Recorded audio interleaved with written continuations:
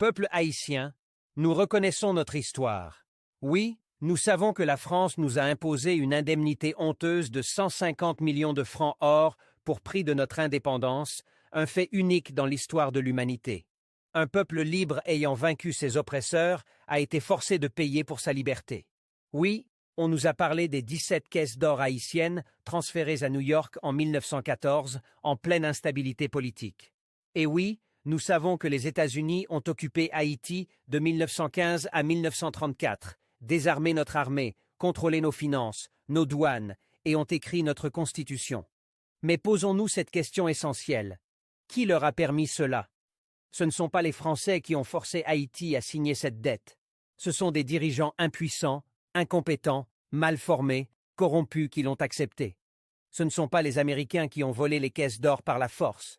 Ce sont nos propres autorités qui, par lâcheté ou complicité, ont laissé faire. Ce ne sont pas les étrangers qui ont débarqué en 1915 sans raison.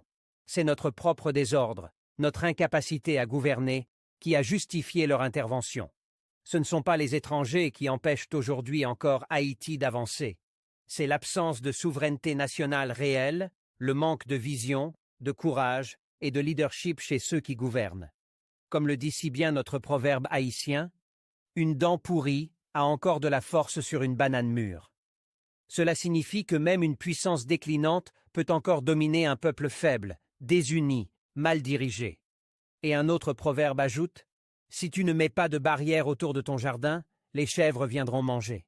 La chèvre regarde le regard du maître de maison avant d'entrer. Ces puissances étrangères observent l'incompétence de nos dirigeants pour agir et exploiter nos failles. Haïti a conquis son indépendance en 1804. Nous avons un territoire, une langue, une histoire glorieuse.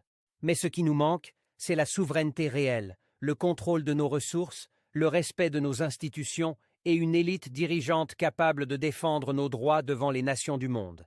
Si Haïti avait un gouvernement compétent, structuré, souverain, nous aurions déjà entamé un procès de restitution contre la France pour cette dette illégitime, avec des intérêts, exigé des explications officielles et la restitution des réserves d'or confisquées, reconstruit une armée moderne, capable de défendre la nation, mis fin à la dépendance alimentaire, technologique, politique et économique qui nous fait mendier au lieu de produire.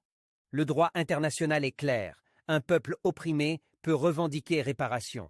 Mais cela demande des juristes qualifiés, des diplomates stratèges, des économistes solides, des leaders intègres. C'est là que les patriotes haïtiens entrent en action. Nous ne pleurons pas le passé, nous bâtissons l'avenir.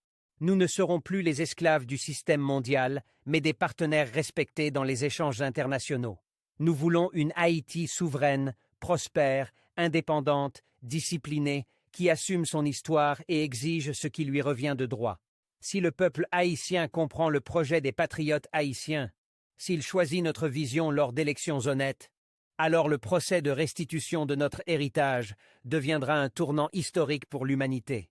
Parce que ce que Haïti réclamera ne sera pas seulement de l'argent, mais le respect, la dignité et la justice. Vive Haïti libre, vive la souveraineté nationale, vive les patriotes haïtiens.